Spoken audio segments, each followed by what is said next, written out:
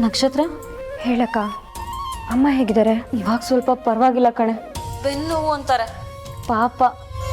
ಅವ್ರ ಕೈಲಿ ಎದ್ದು ಕೂತ್ಕೊಳ್ಳೋಕ್ಕೂ ಆಗ್ತಿಲ್ಲ. ಡಾಕ್ಟ್ರು ಸ್ವಲ್ಪ ರೆಸ್ಟ್ ಮಾಡಬೇಕು ಅಂತ ಹೇಳಿದ್ದಾರೆ.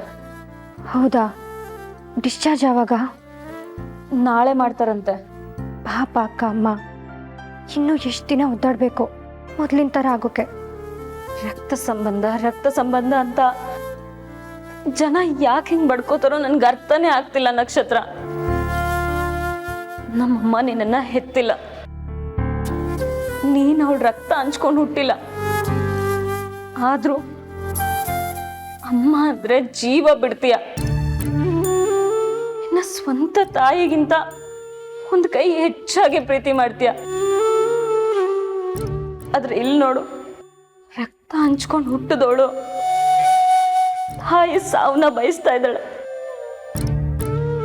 ನನಗೆ ಆ ಶ್ವೇತನ್ ಮುಖ ನೋಡಿದ್ರೆ ಕತ್ತಿಸ್ಕಿ ಸಾಯಿಸ್ಬೇಕು ಅನ್ಸ್ತಿದೆ. ಆದ್ರೆ ಆಗ್ತಿಲ್ಲ.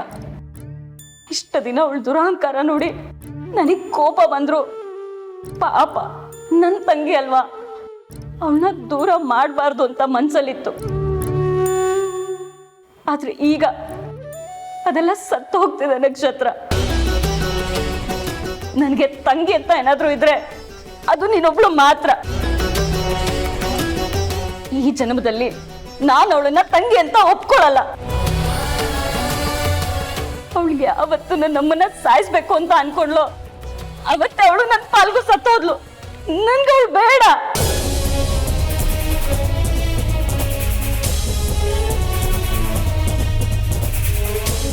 ಅಕ್ಕ, ಹೇಗಾದ್ರೂ ಮನ್ಸು ಬರುತ್ತೆ ನಕ್ಷತ್ರ ಈ ತರ ಮಾಡೋಕೆ. ಅಮ್ಮ ಅಲ್ವಾ, ಏನೋ ಒಂದ್ ಮಾತು ಬೈದ್ರೆ ಹೊಡೆದ್ರೆ ಸಾಯಿಸೇ ಬಿಡೋದ? ಅಲ್ಲ, ಇವಳು ಯಾಕೆ ಹೀಗೆ? ಇಲ್ಲಿ ಎತ್ತಮ್ಮನೂ ಒಳ್ಳೆಯವಳು, ಅಲ್ಲಿ ಸಾಕ್ದವರು ಒಳ್ಳೆಯವರು. ಆದ್ರೆ ಇವಳಿಗೆ ಯಾಕೆ ಎರಡೂ ಮನೆ ಒಳ್ಳೆತನ ಸ್ವಲ್ಪನೂ ಬರ್ಲಿಲ್ಲ? ನನ್ಗೋದೆ ಗೊತ್ತಾಗ್ತಿಲ್ಲ ಅಕ್ಕ. ಅವಳ ಮನಸ್ಸಲ್ಲಿ ಬರೀ ಕ್ರೌರ್ಯ, ದ್ವೇಷ, ಸೇಡು, ದುಡ್ಡಿನ ಆಸೆ ಬಿಟ್ರೆ ಬೇರೆ ಏನೂ ಇಲ್ಲ ಅಕ್ಕ. ಅವಳಿಗೆ ಮನುಷ್ಯನ ಪ್ರೀತಿಸೋಕೆ ಬರಲ್ಲ. ಅದು ನನ್ಗೆ ಯಾವಾಗಲೂ ಗೊತ್ತಾಗಿದೆ. ನಾನು ನೋಡಿದಷ್ಟು ನೋಡಿದೆ. ಇವತ್ತು ವಿಧಿ ಇಲ್ಲದೆ ನಾನು ಇಷ್ಟು ಮುಂದುವರಿಬೇಕಾಯ್ತು. ಅಕ್ಕ, ಒಂದಂತೂ ನಿಜ, ಅವಳಿಂದ ಮತ್ತೆ ಅಮ್ಮನಿಗೆ ಏನಾದರೂ ತೊಂದರೆ ಆದರೆ ನಾನು ಹಿಂದೆ ಮುಂದೆನೂ ನೋಡಲ್ಲ ಅಕ್ಕ. ನಾನು ಕಂಪ್ಲೇಂಟ್ ಕೊಟ್ಟು ಬರ್ತೀನಿ, ಯೋಚನೆನೂ ಮಾಡಲ್ಲ ನಾನು. ಬಿಡು, ಅಮ್ಮ ಊಟ ಮಾಡಿದ್ರಾ? ಮಾಡಿದ್ರು, ಅವಳ ಕೈಲೇ ಮಾಡಿಸ್ದೆ. ಅಮ್ಮನ ಸೇವೆ ಮಾಡಿ ಚಿಟಿಕೆ ಅಷ್ಟಾದ್ರೂ ಪಾಪ ಕಳ್ಕೊಳ್ಳಿ.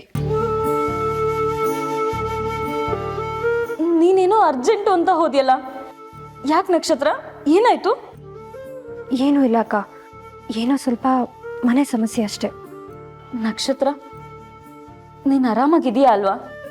ಇನ್ನು ನಮ್ಮ ಹತ್ರ ಏನೂ ಮುಚ್ಚಿಡ್ತಿಲ್ಲ ಅಲ್ವಾ? ಇಲ್ಲ ಅಕ್ಕ, ಆ ಥರ ಎಲ್ಲ ಏನೂ ಇಲ್ಲ. ಸರಿ ಅಕ್ಕ, ನಾನು ಫೋನ್ ಇಡ್ತೀನಿ, ಅಮ್ಮನ ಚೆನ್ನಾಗಿ ನೋಡ್ಕೊ. ಸರಿ, ನೀನು ಹುಷಾರು.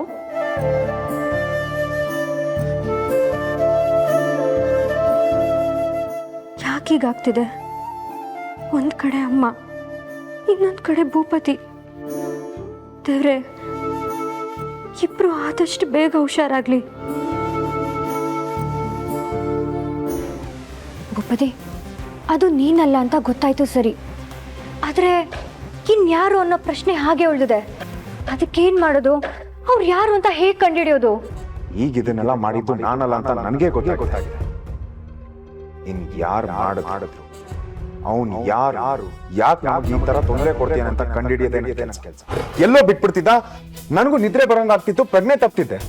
ಎದ್ದಾಗ ಎಲ್ಲಿದ್ದೆ ಅಂತಾನೆ ಗೊತ್ತಾಗ್ತಾ ಇರ್ಲಿಲ್ಲ. ಜಸ್ಟ್ ಟು ಟ್ರಿಕ್ ಮೀ, ನಾನು ಕನ್ಫ್ಯೂಸ್ ಆಗ್ಲಿ ಅಂತ.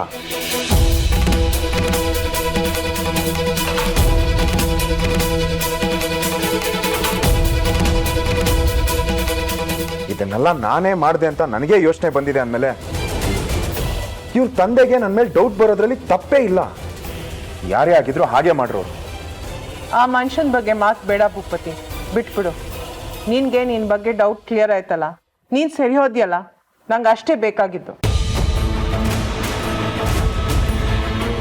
ಇನ್ನೊಂದ್ಸಲ ನಾನು ಅರೆಸ್ಟ್ ಆಗ್ತೀನಿ ಅನ್ನೋದು, ನಿದ್ರೆ ಮಾತ್ರೆ ತಗೊಳ್ಳೋದು, ಇದೆಲ್ಲ ಮತ್ತೆ ನಡೆಯಲ್ಲ ತಾನೇ? ಇಲ್ಲಮ್ಮ, ಖಂಡಿತವಾಗ್ಲೂ ಇಲ್ಲ. ಆದ್ರೆ ಅವನು ಯಾರು ಅಂತ ನನಗೆ ಗೊತ್ತಾಗ್ಲೇಬೇಕಮ್ಮ. ನಮಗಿಷ್ಟು ಹತ್ರ ಬಂದು ತೊಂದರೆ ಕೊಡ್ತೀಯಾನೆ ಅಂದ್ರೆ ಅವನನ್ನ ಮಾತ್ರ ಸುಮ್ಮನೆ ಬಿಡಬಾರ್ದು. ಅವನು ಯಾರು ಅಂತ ನನಗೆ ಗೊತ್ತಾಗ್ಲೇಬೇಕು. ಅವನನ್ನ ಹುಡ್ಕಕ್ಕೆ ಪೊಲೀಸ್ನವರಿದ್ದಾರೆ, ಅವ್ರ ಕೆಲಸ ಅವ್ರು ಮಾಡ್ತಾರೆ. ನೀನ್ ಅದಕ್ಕೆ ತಲೆ ಹಾಕ್ಬೇಡ. ಇಲ್ಲಮ್ಮ, ನಮಗಿಷ್ಟೆಲ್ಲ ತೊಂದರೆ ಕೊಟ್ಟವನ ಸುಮ್ಮನೆ ಬಿಡೋದಕ್ಕಂತೂ ಆಗಲ್ಲ. ಪೊಲೀಸರು ಅವ್ರ ಕೆಲಸ ಅವ್ರು ಮಾಡ್ಲಿ, ನನ್ನ ಕೆಲಸ ನಾನು ಮಾಡ್ತೀನಿ. ಬೇಡ ಅಂತ ಹೇಳಿದ್ನಲ್ಲ, ಹೇಳಿದ್ರೆ ಅರ್ಥ ಆಗ್ತಿಲ್ವಾ ನಿಂಗೆ? ಅಮ್ಮ, ನೋ ನೋ ಅಂದ್ರೆ ನೋ ಅಷ್ಟೇ. ಇವಳಿಗೆ ತೊಂದರೆ ಕೊಡ್ತಿರೋದು ನೀನಲ್ಲ ಅಂತ ಗೊತ್ತಾಗ್ಬೇಕಾಗಿತ್ತು.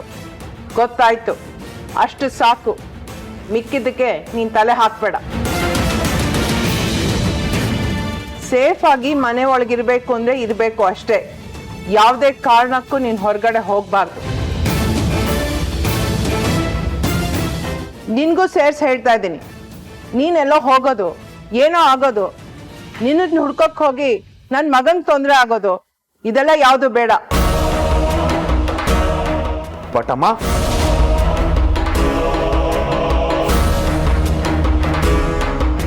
ಬೇಡ ಅನ್ನಲ್ಲ, ಅಲ್ಲಿಗೆ ಮಾತು ಮುಗೀತು. ಇನ್ ಮಾತಾಡಬಾರ್ದು. ಈ ಅಮ್ಮ ಹೇಳೋದನ್ನ ಸೀರಿಯಸ್ ಆಗಿ ತಗೋ.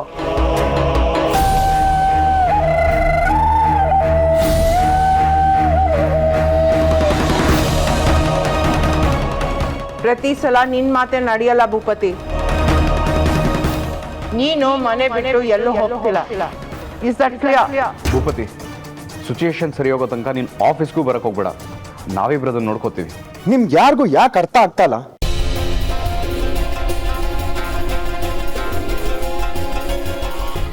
ಅವನು ಮೊನ್ನೆ ನಕ್ಷತ್ರನ ಮನೆಯಿಂದಾನೇ ಕರ್ಕೊಂಡು ಹೋಗಿ ರೋಡಲ್ಲಿ ಮಲಗಿಸಿದಿತ್ತು.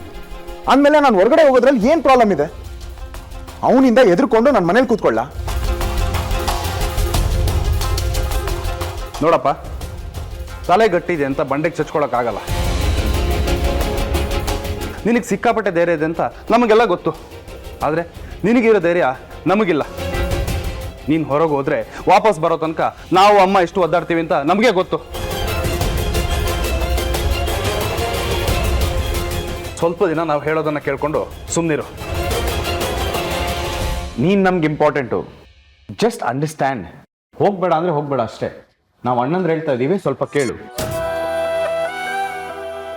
ಹಲೋ ಪುಟ್ಟ. ಹಲೋ ಅಮ್ಮ, ಮನೆಗೆ ಬಂದ್ರಾ?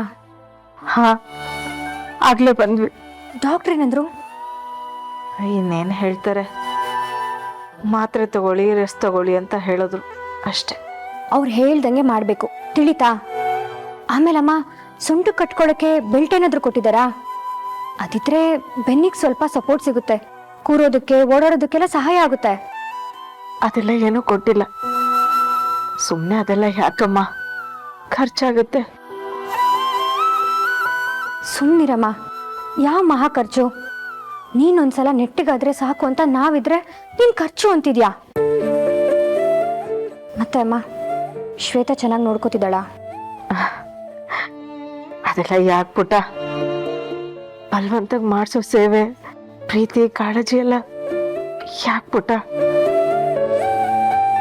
ಇಲ್ಲ ಅಮ್ಮ, ಅವಳು ಮಾಡಬೇಕು. ನಿಂದೊಂದೊಂದು ಕೆಲಸನೂ ಅವಳೇ ಅವಳ ಕೈಯಾರೆ ಮಾಡಬೇಕು.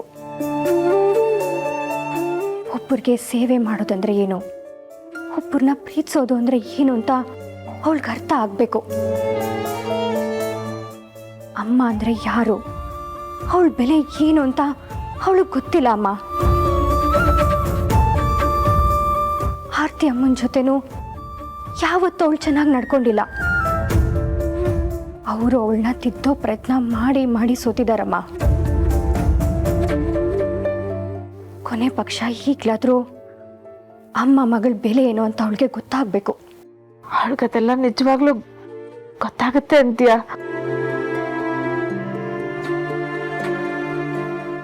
ಗೊತ್ತಾಗ್ಬೇಕಮ್ಮ, ಆಗುತ್ತೆ. ನೀನೇನು ತಲೆ ಕೆಡಿಸ್ಕೋಬೇಡ.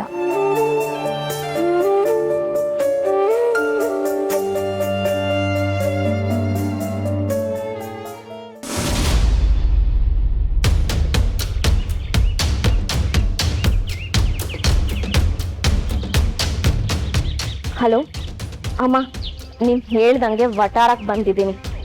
ಆ ಕಡೆ ನಕ್ಷತ್ರ ನಂಬಿಕೆ ಗಳಿಸ್ಕೊಂಡಂಗೂ ಆಗ್ತಿದೆ, ಈ ಕಡೆ ಶ್ವೇತನ್ ಮೇಲೆ ಒಂದು ಕಣ್ಣಿಟ್ಟಂಗೂ ಆಗ್ತಿದೆ. ಎರಡೂ ಕೆಲಸ ಒಟ್ಟೊಟ್ಟಿಗೆ ಆಗ್ತಿದೆ. ಹ್ಞೂ ಅಮ್ಮ, ಇದೊಂಥರ ಚೆನ್ನಾಗಿದೆ. ನಾನಂತೂ ಸಿಕ್ಕಾಪಟ್ಟೆ ಎಂಜಾಯ್ ಮಾಡ್ತಿದ್ದೀನಿ. ಆದ್ರೆ ನಾವಿಷ್ಟಕ್ಕೆ ಸೆಟಲ್ ಆಗಬಾರ್ದು, ಇನ್ನೂ ಏನಾದರೂ ಬೇಕು. ನೆಕ್ಸ್ಟ್ ಪ್ಲಾನ್ ಏನಂತ ಹೇಳು, ನಾನು ಏನು ಮಾಡಬೇಕು? ಯಾರು ನೀನು? ಇವನಿನ್ನೂ ಆ ಗುಂಗಿಂದ ಹೊರಗೆ ಬರಲ್ಲ ಅನ್ಸತ್ತೆ.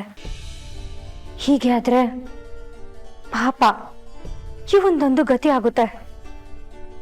ಇವನಿಗೆ ಕಿರಿಕಿರಿ ಮಾಡಿದ್ರು ಸರಿ, ನನ್ನ ಜೊತೆ ಮಾತಾಡಿ ಮನ್ಸು ಸ್ವಲ್ಪ ಫ್ರೆಶ್ ಆಗೋ ಥರ ಮಾಡ್ತೀನಿ.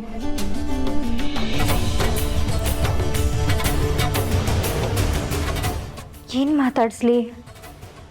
ಅವನಿಗೆ ನನ್ನ ಕತೆಗಿಂತ ದೊಡ್ಡ ಇರಿಟೇಷನ್ ಬೇರೆ ಏನಿದೆ? ಮಾಡ್ತೀನಿ.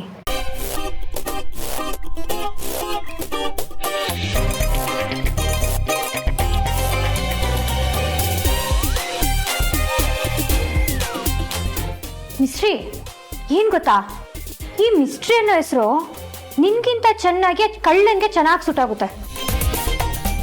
ಅವನೇ ತಾನೇ ನಿಜವಾದ ಮಿಸ್ಟ್ರಿ ಮೆನ್ನು. ಅವನೇ ತಾನೇ ಕದ್ದು ಮುಚ್ಚಿ ಇಷ್ಟೆಲ್ಲ ಮಾಡ್ತಿರೋದು. ಓ, ಇನ್ನೂ ಅದನ್ನೇ ಯೋಚನೆ ಮಾಡ್ತಿದ್ಯಾ? ಮಾತಾಡೋಕ್ಕೂ ಮೂಡಿಲ್ವಾ? ಸರಿ ಬಿಡು, ನಿನ್ ಮೂಡ್ ಸರಿಯಾಗೋದಕ್ಕೆ ನನ್ನ ಹತ್ರ ಒಂದು ಐಡಿಯಾ ಇದೆ, ಹೇಳ? ಅದೇ ಕಣೋ ನನ್ ಕತೆ. ಆ ಸೂಪರ್ ಡೂಪರ್ ಕತೆ ಕೇಳಿದ್ರೆ ನೀನ್ ಆ ಕಳ್ಳನ್ ಬಗ್ಗೆ ಯೋಚನೆ ಮಾಡೋದೆಲ್ಲ ಬಿಟ್ಟು ನನ್ ಕತೆ ಮುಂದೇನಾಗ್ಬೋದು ಅಂತ ಎದ್ದು ಬಿದ್ದು ಯೋಚನೆ ಮಾಡ್ತೀಯ.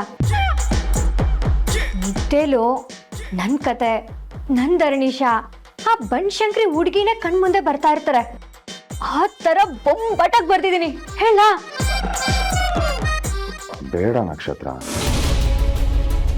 ಯಾವಾಗ್ಲೂ ಆಡೋ ತರ ಈಗ್ಲೂ ಆಡ್ಬೇಡ. ಪೇಷನ್ಸ್ ಎಲ್ಲ ನನ್ಗೆ ಇರೋ. ಕತೆ ಕೇಳಿದ್ರೆ ಎಲ್ಲ ಸರಿ ಹೋಗುತ್ತೆ. ಎತ್ತೋಗ್ಬಿಡ್ತೀನಿ ಅಷ್ಟೇ. ಹೋದ್ರೆ ಧರಣೀಶನ್ ಮೇಲೆ ಆಣೆ ನೋಡು.